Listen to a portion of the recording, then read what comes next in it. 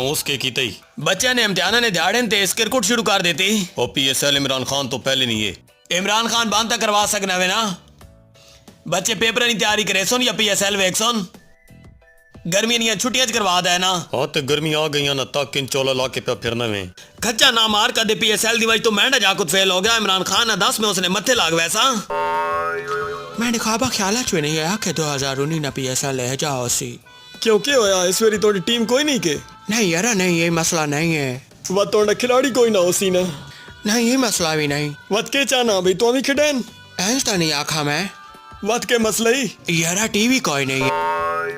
ते जड़ा हुन नवा टीवी कीते यू कथे कीते ही मामे किस्ता ते गिन के देता 2500 रुपए महीने ते। पिछले महीने किस्त नहीं देती। हालात खराब हैं। कल मामा और यहाँ टीवी चा खड़ा ने। बहु गंदा मामा। चल मोबाइल ते स्कोर पता करे न रवे। यारा मोबाइल भी नहीं है ना। ओ बात तो द्रका के वा जखड़ू दसा ना बहु मारे हालात on।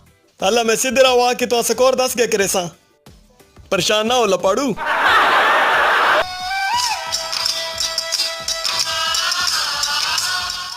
सुना पुत्र किंज चक्कर लाए चाचा जान PSL शुरू हो गई। यही तो सुना आया तू तू सा क्या कहता अगले साल हालात चंगे होन।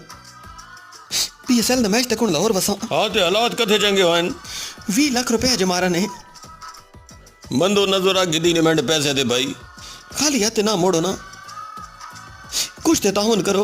हला रो नहीं मैंने रेडियो गिन कर PSL ने सारे मैचों से सुने तो बाद में मोड़ दें हला चलो वही देव चा।